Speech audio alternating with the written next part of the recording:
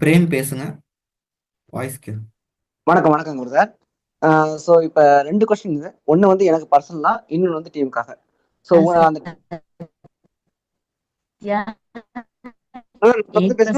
இருக்கேன் பிரதர். நான் பேசுறது கேக்குறாங்க. பிரேம் பேசுங்க பிரேம். ஓகே, இல்லை கிளாஸ்ல அவங்க பேசிட்டு இருக்காங்க, அதனால தான் நான் ஸ்டாப் பண்ணிட்டேன். ஓகே, ஸோ ஒரு கொஸ்டின் வந்து எனக்கு பர்சனலா, இன்னொன்று வந்து டீமுக்காக. ஸோ டீமுக்காக கொஸ்டின் ஃபர்ஸ்ட் கேட்டுறேன். என்ன அப்படின்னா, ஸோ இந்த கிராஸ் ஐடி அப்படிங்கிற விஷயம் வந்து இப்போ ரொம்ப நாள் முன்னாடி நடந்துருந்தது. அப்புறம் இப்போ கொஞ்ச நாள் ஸ்டாப் இருந்தது. இப்போ மறுபடியும் இப்போ அது நடக்குது. ஸோ அது சம்பந்தமா உங்க சைட்ல இருந்து ஒரு அவேர்னஸ் டீமுக்கு கொடுத்தா நல்லா இருக்கும். ஸோ இது ஃபர்ஸ்ட் கொஸ்டின், இது டீமுக்காக. ரெண்டாவது கொஸ்டின் அப்படிங்கிறது எனக்கு பர்சனலா. ஸோ இது என்ன அப்படின்னு பார்த்தீங்கன்னா, இப்போ டீம்ல நிறைய பேர் உள்ள வராங்க. உள்ள வரும்போது பிசினஸ் புரிஞ்சுட்டு இதை எடுத்து பண்ணணும் அப்படின்னு நினைக்கிறாங்க. அப்படி பண்ணும்போது ஸோ அவங்களுக்கு வந்து இந்த விஸ்டேஜ்ல பர்ச்சேஸ் பண்ணணும். ஸோ எனக்கு வந்து அதுக்காக நான் வந்து ஒரு வேலைக்கு போறேன், ஒரு ஃபுல் டைம் ஒர்க் ஒன்று பாக்குறேன் அப்படின்னு சொல்லிட்டு வெளியே போறாங்க. பட் அந்த ஜாப் எடுத்ததுக்கு அப்புறம் ஸோ விஸ்டேஜ் அப்படியே படிப்படியாக விட்டுறாங்க.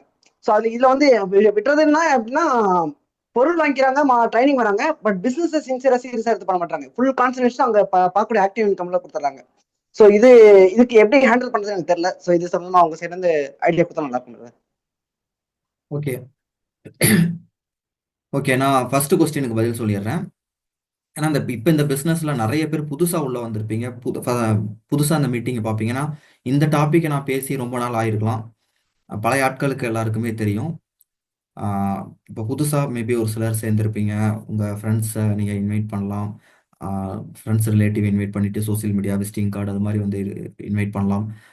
அந்த மாதிரி வந்து நீங்கள் வேறு வாட்ஸ்அப் குரூப்பில் நீங்கள் வந்து ஜாயின் பண்ணலாம். அப்போ நம்ம இந்த பிஸ்னஸை வந்து எப்படி பண்ணுறோம், எப்படி பண்ண போகிறோங்கிறதுல நமக்கு வந்து ஒரு கிளாரிட்டி இருக்கணும். இப்போ பிரேம் வந்து சொன்னார் இல்லையா, ஃபர்ஸ்ட் பாயிண்ட் வந்து இந்த கிராஸ் ஐடி அப்படின்னு சொல்லிட்டு. கிராஸ் ஐடி அப்படின்னா வெஸ்டேஜில் ஆல்ரெடி சேர்ந்தவங்க உங்களுக்கு கீழே உங்களுக்கு கீழே கீழே கீழே கீழே வருதுன்னா அது உங்க டீம். ஓகேவா? வெஸ்டேஜில் வேற ஒரு டீம்ல ஐடி போட்டாரு. ஈவன் அது நம்ம டீம்லயா இருக்கலாம், இல்லை வெளியே வேற ஏதாவது ஒரு டீம்லயா இருக்கலாம். ஆனால் அவர் உங்களுக்கு கீழே இல்லை அப்படின்னா அது வந்து கிராஸ் ஐடின்னு அர்த்தம். ஓகேவா? அந்த கிராஸ் ஐடியை நம்ம டீமுக்குள்ள நமக்கு கீழே எடுக்கக்கூடாது. அதான் கிராஸ் ஐடி எடுக்கிறதுன்னு அர்த்தம். புரியுதுங்களா? கிராஸ் லைன் பண்றது அப்படின்னு அர்த்தம். அப்ப இப்ப நீங்க நல்லா யோசிச்சு பாருங்க. இப்போ இதை வந்து எப்படி நான் உங்களுக்கு சிம்பிளா புரிய வைக்கிறேன் அப்படின்னா, அவங்க வந்து இப்ப நான் பேசின உடனே எனக்கு கீழே வரணும்னு விருப்பப்படுறாங்க. அதுல என்ன தப்பு இருக்கு? ஒரு சிலர் அப்படி யோசிப்பீங்க. அவங்க விருப்பம் தானே, இது அவங்க சுதந்திரம் தானே. இப்ப அவங்களுக்கு சரியான அப்ளைன் அமையல, இல்லை அவங்க இப்ப எனக்கு கீழே வரணும்னு நினைக்கிறாங்க. நல்லா ஒரு நிமிஷம் யோசிச்சு பாருங்க. இப்ப உங்களுக்கு கீழே இருக்கிற டீம்ல ஒரு ஆள் வந்து இப்போ வேற ஒரு லீடருக்கு கீழே போய் இப்போ நான் சேர்ந்துக்கிறேன், உங்களை எனக்கு பிடிக்கல, இல்லை வந்து அவர் எனக்கு நல்லா பெட்டரா சர்வீஸ் பண்றாரு, அவர் கூட சேர்ந்தா எனக்கு வந்து ஏதாவது ஒரு லாபம் இருக்கும், இல்லை அவர் ஏதாவது ஒரு ஃபேக் ப்ராமிஸ் பண்ணியிருக்கலாம், இல்லை நீங்கள் எனக்கு கீழே வந்துருங்க நான் உங்களுக்கு ஏதாவது ஹெல்ப் பண்றேன் அப்படின்னு சொல்லியிருக்கலாம். அப்படிங்கிற ஏதாவது ஒரு ரீசன்னால இப்போ உங்களுக்கு கீழே ஒருத்தர் நல்லா பண்ணிட்டு இருக்கிற ஒருத்தரோ, இல்லை வந்து ஏதாவது ஒரு நல்ல மந்த்லி பர்ச்சேஸ் பண்ணியிருக்கிற ஒருத்தரோ அங்கே போயிடுறாரு. வேற ஒரு லீடருக்கு கீழே அங்க ஐடி போட்டு புது ஐடி போட்டு அந்த ஐடியில பர்ச்சேஸ் பண்றாரு, இந்த ஐடியில பர்ச்சேஸ் பண்ணல. நீங்க அக்செப்ட் பண்ணிக்குவீங்களா? சரி போயிட்டு வாங்க அப்படின்னு சொல்லிடுவீங்களா? மனசாட்சியோட யோசிச்சு பாருங்க. சொல்ல மாட்டீங்க இல்லையா? இப்ப நீங்க புதுசா இன்னொரு நபர்கிட்ட இல்ல வேற ஒரு கிராஸ் லைன் ஐடி கூட நீங்க ரொம்ப சாஃப்டா பணிவா பேசுறீங்க, ரொம்ப பக்குவமா பேசுறீங்க. ஏன்னா ஃபர்ஸ்ட் மீட் எப்பயுமே வந்து ரொம்ப வந்து சாஃப்டா தான் இருக்கும். இப்போ வந்து உங்களுக்கு கல்யாணம் ஆயிருக்கு, ஓகேவா? நீங்க வந்து அரேஞ்ச் மேரேஜ், ஓகேவா? ஃபர்ஸ்ட் டைம் வந்து பொண்ணை பார்க்குறீங்க, பொண்ணை பிடிச்சி போயிடுது, பேசுறீங்க, ஓகே, 2 பேரும் பொண்ணுக்கும் பிடிச்சிருச்சு பையனுக்கும் பிடிச்சிருச்சு. அதுக்கப்புறமேட்டு வந்து கல்யாணம் ஆயிடுது. 1 மாசம் போகுது, 2 மாசம் போகுது, மாசங்கள் போகுது, வருடங்களே போயிடுச்சு. இப்போ 4-5 வருஷம் ஆயிடுச்சு. இப்போ வந்து உங்க ஹஸ்பண்ட் அண்ட் அந்த ஒய்ஃபுக்குள்ள சண்டையே வராதா? யோசிச்சு பாருங்க. ஓகேவா? ச- நம்ம அந்த 2 பேர் சேர்ந்து டிராவல் பண்ணும்போது, 2 பேரும் டெய்லி டெய்லி பேசும்போது, டெய்லி டெய்லி பார்த்துக்கும் போது ஏதாவது சின்ன சின்ன சண்டைகள் வரதான் செய்யும். சின்ன சின்ன விஷயங்கள் வந்து மிஸ் அண்டர்ஸ்டாண்டிங் ஆகும். இந்த வேலையை நீ பண்ணு, அந்த வேலையை நான் பண்ணல, எனக்கு இந்த வேலை இருக்கு, எனக்கு உடம்பு சரியில்லை, அதாவது ஏதாவது ஒரு க ஒரு இதா மிஸ் அண்டர்ஸ்டாண்டிங் வரும். அது சரியாயிரும். ஓகேங்களா? அதுதானே லைஃப். யோசிச்சு பாருங்க. அது மாதிரி தான் இப்போ நீங்க ஃபர்ஸ்ட் டைம் உங்களோட டவுன்லைன் கூட நீங்க மீட் பண்றீங்க, அவரு கூட பேசுறீங்க, அவரு உங்களுக்கு ஓகேவா தோணுது, நீங்க ஐடி போடுறீங்க, டிராவல் பண்ண ஆரம்பிக்கிறீங்க. ஒரு சில மாதங்கள் போக போக நீங்க இந்த வேலையை இன்னும் பெட்டரா பண்ணுங்க, இப்படி பண்ணுங்க, ஏன் நேற்று பண்றேன்னு சொன்னீங்களே ஏன் பண்ணலன்னு ஒரு 2-3 கொஸ்டின் கேட்ட உடனேயும் ஃபர்ஸ்ட் நாள் நல்லா தான் பேசுனீங்க. நாட்கள் சேர்ந்து பயணிக்கும் போது தான் தெரியும் அவர் கூட என்ன பிரச்சனைனே. ஓகேவா? நீங்க சேர்ந்து பயணிக்க ஆரம்பிக்கிறீங்க. 2, 3 நாள் ஆகுது. ஒரு 2, 3 மாசம் ஆகுது. அதுக்கப்புறம் அவரு கேட்கறது, பிடிக்கிறது உங்களுக்கு சரி வரல. திரும்ப புதுசா திடீர்னு வேற ஒரு லீடர் வந்து உங்கள்ட்ட பேசுறாரு. அவரு ஃபர்ஸ்ட் திரும்பவும் பாருங்க. திரும்ப ஃபர்ஸ்ட் ஒரு நாள் பேசுனோனே அவர புடிச்சு போகுது. திரும்ப அங்க போனா மட்டும் இதே மாரி சண்டை வராதுன்னு சொல்றீங்களா? வராதுன்னு நினைக்கிறீங்களா? நான் கேட்கிறேன். கான்செப்ட் புரியுதுங்களா? இப்ப கம்பெனியே வந்து இதுக்கு ஒரு பாலிசி வச்சிருக்காங்க. நீங்க ஒரு லீடருக்கு கீழ சேர்ந்துட்டீங்க. அந்த லீடருக்கு கீழ ஐடி போட்டிருக்கீங்க. அந்த ஐடில நீங்க மந்த்லி மந்த்லி பர்ச்சேஸ் பண்றீங்க. இன் கேஸ் அந்த டீம்ல இருந்து நீங்க வந்து ஆ போய் நிறுத்திட்டு வேற ஒரு டீம்ல வந்து நீங்க போய் திரும்ப வந்து ஐடி போடணும் அப்படின்னா, ஒரு கூலிங் பீரியட் அப்படின்னு சொல்லிட்டு வச்சிருக்காங்க. கூலிங் பீரியட் வந்து இப்ப 9 மந்த்ஸா? 6 மந்த்ஸா? 6 மந்த்ஸ் தான பிரேம்? இப்ப நியூ ஜெனரேஷனுக்கு 6 மந்த், டேரக்டர் லெவலில் இருக்கவங்களுக்கு 9 மந்த்ஸ். ஆமா. கோல்ட் டைரக்டர் அண்ட் எபோவ்க்கு வந்து 9 மந்த்ஸ்ன்னு நினைக்கிறேன். இல்லையா? சரி, ஓகே. ஓகே. நான் உங்களுக்கு சொல்றேன். அதாவது இந்த கூலிங் பீரியட் 6 மந்த்ஸ்ன்னு வச்சுக்கலாம். ஏன்னா வந்து கண்டிப்பா டைரக்டர் அச்சீவ் பண்ணவங்க கண்டிப்பா போமாட்டாங்க. நான் உங்களுக்கு 6 மந்த்ஸ் அப்படிங்கிறத நான் வந்து எக்ஸாம்பிள் வச்சு சொல்றேன். இப்ப நீங்க வந்து இப்ப ஒரு டீம்ல ஐடி போட்டீங்க. அவர் கூட ஒர்க் பண்ணிட்டு இருக்கிறீங்க. உடனே வந்து இங்கிருந்து நான் வந்து இந்த இந்த இந்த லீடருக்கு கீழ நான் இனிமேல் ஒர்க் பண்ணல. இவர் கூட சண்டை ஆயிருச்சு, பிரச்சனை ஆயிருச்சு. நான் உடனே வேற டீமுக்கு வேற லீடருக்கு கீழ போய்க்கிறேன் அப்படின்னு அவரு கூட பழி வாங்கணுங்கிறதுக்காக கூட நீங்க பண்ணலாம். உடனே வந்து இந்த ஐடிய வந்து க்ளோஸ் பண்ணிட்டு இன்னொரு ஐடி, புது ஐடி வேற ஏதாவது ஒரு டீம்ல போட்டுக்கலாம் அப்படின்னா, அப்புறம் நாளடைவுல எல்லாரும் இதே தான் பண்ணிக்கிட்டு இருப்பாங்க. வெஸ்டேஜ்க்குள்ள எல்லாரும் இதே தான் பண்ணிட்டு இருப்பாங்க. அப்ப அங்க பிசினஸ் நடக்குமா? அப்ப கம்பெனி என்ன பண்றாங்கன்னா, நீங்க வந்து ஐடிய டெர்மினேட் பண்ணிட்டு இன்னொரு டீம்ல சேரணும்னா, மினிமம் வந்து 6 மந்த்ஸ் ஐடி டெர்மினேட் பண்ணதுல இருந்து 6 மந்த்ஸ் கூலிங் பீரியட் அப்படின்னு சொல்லிட்டு நீங்க வெயிட் பண்ணணும். புது ஐடி போட்டா அது செல்லாது. அது தெரிய வந்துச்சு அப்படின்னா, நம்ம அந்த ஐடியும் கேன்சல் பண்ணிருவோம், டெர்மினேட் பண்ணிருவோம் அப்படின்னு ஒரு பாலிசி வச்சிருக்காங்க. ஓகேங்களா? அப்ப என்னன்னா, இப்படி 6 மந்த்ஸ் வெயிட் பண்ணுமா? அதுக்கு நான் இந்த ஐடியிலேயே வேலை செய்வேன் அப்படின்னு சொல்லிட்டு வேலை செய்வாங்க. கரெக்ட்டுங்களா? இல்லைன்னா வந்து நீங்க தொடர்ந்து 9 மந்த்ஸ் வந்து கன்சிக்யூட்டிவா தொடர்ந்து 9 மந்த்ஸ் வந்து நீங்க பர்ச்சேஸே பண்ணல. டெர்மினேட்லாம் பண்ணல. தொடர்ந்து 9 மந்த்ஸ் பர்ச்சேஸே பண்ணல. அப்படின்னா என்னன்னா, அந்த டீமுக்கும் உங்களுக்கும் இப்ப டச் விட்டு போச்சு. அந்த லீடர் உங்கள ஃபாலோ பண்ணல. அந்த பிசினஸ் ரிலேஷன்ஷிப் கட் ஆயிருச்சு. 9 மந்த்ஸ் மினிமம் இருக்கணும். அப்படின்னா நீங்க புது ஐடி போட்டுக்கலாம். அப்ப இந்த கண்டிஷன் எதுக்கு 6 மந்த்ஸ், 9 மந்த்ஸ் இந்த தொடர்ந்து பர்ச்சேஸ் பண்ணல அப்படின்னு கண்டிஷன் எதுக்கு வச்சிருக்காங்கன்னா, இல்லைன்னா கண்டபடி நீங்க இன்னைக்கு ஒரு நாள் இங்க ஒரு ஐடி போடுவீங்க, திரும்ப இங்க ஒரு ஐடி போடுவீங்க. அப்ப இதெல்லாம் வந்து ஒரு ரூல்ஸ் அண்ட் ரெகுலேஷன், ஒரு வரைமுறை இருக்கணும்ல. இப்ப கல்யாணம் அப்படின்னா, நீ டைவர்ஸ் பண்ணிட்டு தான்ப்பா இன்னொரு கல்யாணம் பண்ணணும்னு ஒரு சட்டம் இருக்கா இல்லையா? இன்னைக்கு ஒரு கல்யாணம், நாளைக்கு நான் இன்னொரு கல்யாணம், அதுக்கு இன்னொரு நாள் பொண்ணு ரெடியா தான் இருப்பாங்க. பையனும் ரெடியா தான். அதுக்கு புடிச்சிருக்கு அப்படிங்கிறதுக்காக எல்லாரும் போய் போய் பல கல்யாணம் பண்ணிக்க முடியுமா? ஒரு சட்டம்னு ஒண்ணு இருக்கணும் இல்லையா? அது மாரி ஒரு ஆபீஸ் அப்படின்னா வந்து நீங்க ட்ரிங்க்ஸ் பண்ணிட்டு உள்ள வரக்கூடாது. சட்டம். அதுக்கான ஒழுங்கு நடவடிக்கை. அந்த கம்பெனி சிறப்பா ரன் பண்றதுக்கு ஒவ்வொரு இடத்துலயுமே வந்து ஒரு ஒரு ரூல்ஸ் அண்ட் ரெகுலேஷன் சொல்லிட்டு இருக்கும். ஒவ்வொரு பிசினஸ்க்கும், ஒவ்வொரு ஆபீஸ்க்கும், ஒவ்வொரு அ இடத்துலயுமே இருக்கிற மாரி வெஸ்டேஜ்ல இதுதான் ரூல்ஸ். ஓகேங்களா? அதே மாரி ஒரு டீம்ல உங்களுக்கு கீழ ஒருத்தர் இருக்கிறாரு அப்படின்னா, நீங்க அவர இப்படி கூப்ட்டு நீங்க வந்து ஐடி போட வச்சுர்றீங்க. ஓகேவா? அவர் ஐடி டெர்மினேட் பண்ணல. அவரோட லாஸ்ட் பர்ச்சேஸ் வந்து 9 மந்த்ஸ்க்கு மேல இல்ல. வித்தின் 9 மந்த்ஸ்க்குள்ள இருக்கு. நீங்க அவர வந்து உங்களோட டீம் அ கூப்ட்டு அவர தெரியாம யாருக்கும் தெரியாம ஐடி போட வச்சுட்டீங்கன்னா, கம்பெனிட்ட வந்து ஒரு ரொபோட்டிக் சிஸ்டம் இருக்கு. ஓகேங்களா? உங்களோட இமெயில் ஐடிய கிராஸ் செக் பண்ணுவான். மேட்ச் ஆயிரும். ஏதாவது ஒரு சிஸ்டமோட மேட்ச் ஆயிரும். உங்களோட டேட் ஆஃப் பர்த் மேட்ச் ஆகும். உங்களோட அட்ரஸ் மேட்ச் ஆகும். பின் கோட் மேட்ச் ஆகும். எல்லாத்தையும் போட்டு எதுலயாவது மேட்ச் ஆகுதான்னு ஈஸியா கண்டுபிடிச்சுருவாங்க. 2, 3 மாசத்துக்கு அப்புறம் கண்டுபிடிச்சுருவாங்க. ஓகே. உங்க ஐடிய வந்து பிளாக் பண்ணிருவாங்க. ஓகேவா? இல்ல யாருக்காவது உங்க லீடர்ஸ்க்கு யாருக்காவது தெரிஞ்சு, எப்படியாவது தெரியும் ஸ்டேட்டஸ் வைப்பாங்க. அவங்கள அறியாம ஏதாவது ஒரு தப்பு பண்ணுவாங்க. எங்கேயாவது மாட்டிக்குவாங்க. ஒரு கம்ப்ளைண்ட். ஜஸ்ட் இந்த ஐடி வந்து புது ஐடில ஒர்க் பண்றாரு. இவர் எனக்கு கீழ ஐடி போட்டிருந்தாரு. என்னன்னு வெரிஃபை பண்ணுங்க. முடிஞ்சுச்சு. கதம். புது ஐடி காலி. அவங்க செக் பண்ணுவாங்க. இப்படி நீங்க கம்ப்ளைண்ட் பண்ணியிருக்கீங்க. அப்ப இது புது ஐடி. இது பழைய ஐடின்னு கண்டுபிடிச்சுட்டாங்க. அடுத்து என்ன பண்ணுவாங்கன்னா, பழைய ஐடி டெர்மினேட் பண்ணி 6 மாசத்துக்கு அப்புறம் இந்த ஐடி வந்திருக்கா? இல்ல. பழைய ஐடி பர்ச்சேஸ் வந்து 6 மந்த்ஸ் 9 மந்த்ஸா பர்ச்சேஸே பண்ணாம இருந்து, அதுக்கப்புறம் இந்த ஐடி போட்டிருக்காங்களா? இல்ல. அப்ப இது வந்து கிராஸ் லைன் ஐடி. டெர்மினேட் பண்ணிருவாங்க. ஓகேவா? அடுத்து இந்த ஐடிய நீங்க தான் வேணும்னே பேசி எடுத்திருக்கிறீங்க அப்படின்னு ப்ரூஃப் கிடைக்குது. உங்க ஐடியும் டெர்மினேட் பண்ணிருவாங்க. வெஸ்டேஜ்ல நமக்கு எவ்வளவு பெரிய லைஃப் இருக்குன்னு பாருங்க. இது வந்து ஒரு passive income, royalty income, life long பண்ணக்கூடியது. இந்த மாதிரி சின்ன சின்ன தப்பு பண்ணி நம்ம கெடுத்துக்க முடியுமா? இந்த உலகம் நமக்கு கடைசி வரைக்கும் வாழ்றதுக்கு எவ்வளவு ஒரு அழகான, அற்புதமான ஒரு உலகம், அற்புதமான ஒரு வாழ்க்கை. நம்ம இந்த உலகத்துல எவ்வளவு சுதந்திரமா வாழ்றோம்னு பாருங்க. சட்டதிட்டம் இருக்கு. யாராவது தப்பு பண்றாங்க, திருடங்க இருக்காங்கன்னா கவர்மெண்ட் புடிச்சு அவங்கள போட்டுறாங்க. நம்ம நம்ம ஒழுக்கமா இருக்கணும்னா நம்ம பாட்டுக்கு சுதந்திரமா நல்லா வாழலாம். நமக்கு பிடிச்ச பிசினஸ், நமக்கு பிடிச்ச வேலைகளை பண்ணி நிம்மதியா நம்ம வாழ்க்கையை வாழலாம். அதை விட்டு போட்டு நம்ம போய் யாரையாவது டிஸ்டர்ப் பண்ணிட்டு கொலை கொள்ள பண்ணிட்டு இருந்தோம்னா நம்மள என்ன பண்ணுவாங்க, பிடிச்சி ஜெயில போட்டுருவாங்க. அது மாதிரிதான் இங்க இந்த வெஸ்டேஜ் பிசினஸ் நீங்க சிறப்பா சரியா பண்றீங்க அப்படின்னா உங்களுக்கு எந்த டிஸ்டர்பன்ஸும் இல்லை, எந்த பிரச்சனையும் இல்லை. நீங்க பாட்டுக்கு கண்டினியூ பண்ணலாம், லைஃப் லாங் பண்ணலாம். நீங்க கண்ணா பின்னான்னு உங்க இஷ்டத்துக்கு நீங்க வந்து குளறுபடி பண்ணிட்டு இருந்தீங்கன்னா ஒரு நாள் இல்லைன்னா ஒரு நாள் கண்டிப்பா மாட்டிக்குவீங்க. உங்க ஐடியா க்ளோஸ் பண்ணிடுவாங்க. புரியுதுங்களா? வேற ஒருத்தர் வெஸ்டேஜ்ல பண்ணிட்டு இருக்காரு, ஈவன் உங்களோட சொந்தக்காரங்களா இருக்கலாம். ஓகேவா? அவரு நீங்க இன்வைட் பண்ணல, வேற யாரோ ஒருத்தர் இன்வைட் பண்ணிட்டாங்க, வேற எப்படியோ வெஸ்டேஜ்ல சேர்ந்துட்டார், ஐடி போட்டார், வணக்கம் நீங்க நல்லா பண்ணுங்க அப்படின்னு சொல்லிட்டு கம்முன்னு வந்துடணும். நீங்க அவர்கிட்ட ஏதாவது லூஸ் டாக் விட்டு நீங்க என் டீம்ல வந்துருங்கன்னு சொல்லி ஏதாவது நீங்க பேசிட்டீங்கன்னா, அவர் போய் உங்க அப்ளைண்ட், அவரோட அப்ளைண்ட் இது மாதிரி கூப்பிட்டாரு அப்படின்னு சொல்லிட்டாருன்னா, உங்க மேல கம்ப்ளைண்ட் பண்ணாருன்னா நீங்க முடிஞ்சீங்க. கம்முன்னு இருக்கணும், சுத்தமா இந்த பிசினஸ் பண்ணணும், ஜெனியூனா பண்ணணும். ஓகேவா? நீங்க பிசினஸ் பண்ணுவீங்களா, பிரச்சனையை ஹேண்டில் பண்ணுவீங்களா? இல்ல இல்ல நான் எதுவும் பண்ணல, நான் எதுவும் பண்ணல அப்படின்னு சொல்லுவீங்களா? ஓகேவா? அது இமெயில் வரும், உங்க அப்ளைண்ட் ரிப்ளை பண்ணுவாங்க, என்கொயரி வைப்பாங்க, பேசுவாங்க, வார கணக்குல போய் பேசிட்டு இழுத்துக்கிட்டு கிடக்கணுமா? யோசிச்சு பாருங்க.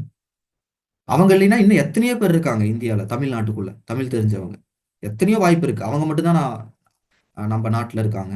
யோசிச்சு பாருங்க, அவங்க இல்லைன்னா பிசினஸ் பண்ண முடியாதா? எதுக்காக ஒருத்தர் ரெண்டு பேருக்காக நீங்க உங்களோட வெஸ்டேஜோட கெரியரவே வந்து பணைய வைக்கிறீங்க? இந்த மாதிரி ரிஸ்க்லாம் எடுக்கவே கூடாதுங்க. ரிஸ்க் எடுக்கலாம், ரிஸ்க் அப்படிங்கிறது எப்படின்னா ப்ரொடக்டிவா எடுக்கணும், growth ஓரியன்டா எடுக்கணும். ஓகேவா? இந்த மாதிரி வந்து ஆஹ், வாழ்வா சாவாங்கிற அந்த மாதிரி ரிஸ்க் எடுக்கக்கூடாது. ஓகேவா? இந்த மாதிரிலாம் வந்து பண்றது பிசினஸே நம்ம பண்ண முடியாது. ஒரு நாள் இல்லைனாலும் ஒரு நாள் வந்து இதை வந்து டாஸ் உண்டி விடுற மாதிரி தான். ஓகேவா? இது வந்து ஒரு கேம்லிங் மாதிரி தான். நீங்க வந்து ஏதாவது ஒன்று பண்ண, எப்படியாவது ஒன்று பண்ணணும். ஓகேவா? வரும், பட் எப்போ வேணா போயிடும், எப்போ வேணா இதாயிரும். அது மாதிரி வந்து பண்ணாதீங்க தயவு செஞ்சு.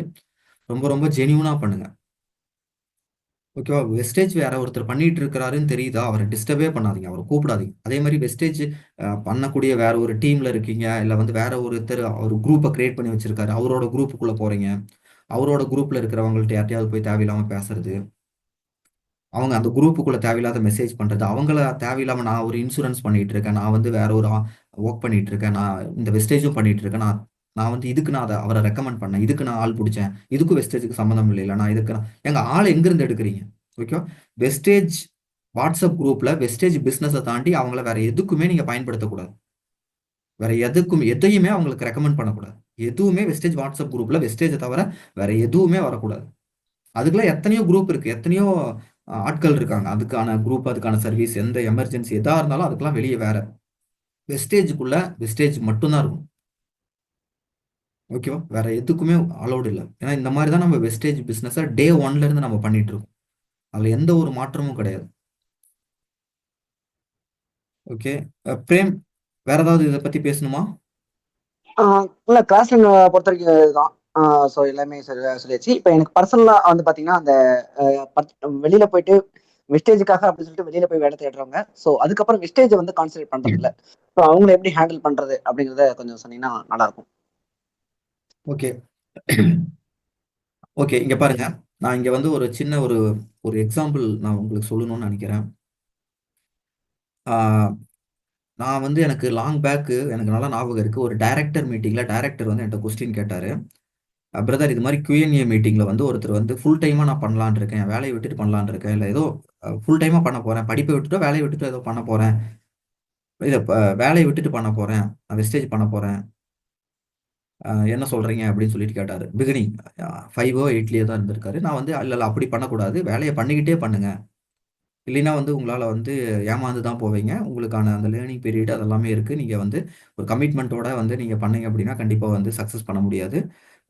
ஒரு கமிட்மெண்ட்டோட நீங்கள் வந்து ஒரு எதிர்பார்ப்போட நீங்கள் வெஸ்டேஜ் பண்ணீங்க அப்படின்னா ஏமாந்து போவீங்க. நீங்கள் வந்து வெஸ்டேஜை வந்து இன்கம்மை வந்து மைண்டில் வச்சுட்டு பண்ணக்கூடாது. இது வந்து லாங் டைம், அடுத்து ஒரு 2 வருஷம் 3 வருஷத்துக்கு அப்புறமும் நீங்கள் உயிரோட தான் இருக்க போறீங்க. அப்போ வந்து சிறப்பாக இருக்கணும், அப்போ வந்து பெஸ்ட்டாக இருக்கணும், அப்போ வந்து நமக்கு ஒரு பெரிய இன்கம் மந்த்லி மந்த்லி வந்தால் போதும் அப்படின்னு மனசுக்குள்ளே நீங்கள் வச்சுக்கிட்டு பிஸ்னஸை ஒரு சர்வீஸ் ஓரியண்டாக பண்ணணும் அப்படின்னு அவர்கிட்ட நான் சொல்லி முடிச்சிருப்பேன். அடுத்து ஒரு சில மாதங்களுக்கு அப்புறம் அவர் பிசினஸ் விட்டு போயிருக்காரு, பிசினஸ் பண்ணாம அப்படியே இன்ஆக்டிவ் ஆயிட்டார். அதுக்கப்புறம் அந்த டைரக்டர் வந்து என்கிட்ட வந்து ப்ரோ இது மாதிரி வந்து ஒருத்தர் வந்து இது மாதிரி Q&Aல கேட்டார், நீங்க வந்து வேலையை பார்த்துக்கிட்டே பார்க்க சொன்னீங்க, அதனால அவர் வந்து வேலையை பார்த்துக்கிட்டே இருந்தாரு, திடீர்னு அப்புறம் வெஸ்டேஜ்லேயே இன்ஆக்டிவ் ஆயிட்டாரு, வெஸ்டேஜ் இப்போ பண்றது இல்லை அப்படின்னாரு. ஓகேவா? நான் இது எதுக்காக இந்த உதாரணம் சொல்றேன் அப்படின்னா, நீங்க யோசிச்சு பாருங்க, ஒருத்தரால பார்ட் டைமாவே இந்த பிசினஸை வந்து பண்ணி கண்டினியூஸாக பண்ணி ஒரு 6 மாதம் 1 வருஷத்தும் ட்ராவல் பண்ண முடியல, ஒரு மாதம் பார்ட் டைமாகவே அவரால் வந்து டைம் கொடுக்க முடியல, இந்த பிஸ்னஸை பண்ண முடியல அப்படின்னா ஃபுல் டைமாக பண்ணிடுவாரா? யோசிச்சு பாருங்க.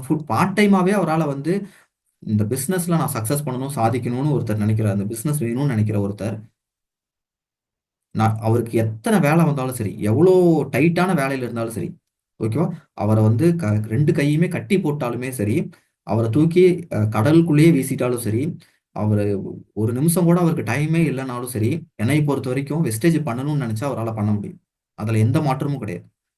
ஓகேவா, எனக்கு டைம் இல்லாததுனால தான் பண்ண முடியல, எனக்கு ஆஃபீஸ் ரொம்ப ஹெவி ஒர்க்கு, நான் வந்து ரொம்ப நிறைய நேரம் டிராவல் பண்ணுறேன், எனக்கு 2 வேலை செஞ்சுட்டு இருக்கேன், அதனால என்னால் வெஸ்டேஜ்க்கு டைம் கொடுக்க முடியல, டைம் வெஸ்டேஜ் பண்ண முடியாது அப்படிங்கிறதெல்லாம் சும்மா உங்களோட சாக்கு போக்கு.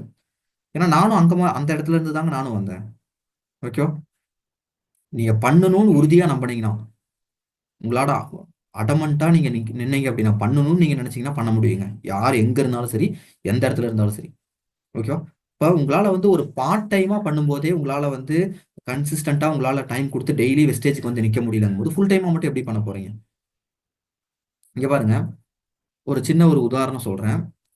இப்போ வந்து நான் வந்து ஆஹ், ஆஹ், கோயம்புத்தூர்ல இருந்து சென்னை போறேன். ஓகேவா, சென்னைக்கு நான் ட்ரெயின்ல போறேன். ட்ரெயின்ல போய் நான் ஏறி உட்காடுறேன். நான் வந்து என்னோட குழந்தைய, ஒரு 5 வயசு குழந்தைய நான் கூப்பிட்டு போறேன். எனக்கு தெரியும், கோயம்புத்தூர்ல இருந்து சென்னைக்கு 8 மணி நேரம் ட்ரெயின் ஜேர்னி கண்டிப்பா எடுக்கும். 8 மணி நேரங்கிறது இவ்வளவு மணி நேரம் அப்படிங்கிறது எனக்கு தெரியும். ஓகேவா, குழந்தைய நான் கூப்பிட்டு போறேன். குழந்தைக்கு வந்து அந்த 8 மணி நேரம் எவ்வளவு நேரம்னே அதால கெஸ் பண்ண முடியாது. ஓகேவா, ஒரு பஸ் ட்ரெயின் ஏறி உள்ள உட்காந்து கொஞ்ச நேரத்திலேயே வந்து வந்துருச்சா, சென்னை வந்துருச்சா, ஒரு பஸ் ஸ்டாப் அடுத்து ஈரோட்ல நிக்குது, சேலம்ல நிக்குதுன்னா வந்துருச்சா, சென்னை வந்துருச்சா, இன்னும் கொஞ்சம் நேரம் ஆகும், இன்னும் இவ்வளவு நேரம் ஆகும், அப்படியா, சரி, கொஞ்ச நேரம் கழிச்சு திரும்ப சென்னை வந்துருச்சா. அந்த 8 மணி நேரம் எவ்வளவுங்கிறதே அந்த குழந்தையால புரிஞ்சுக்கவே முடியாது. புரியுதா உங்களுக்கு?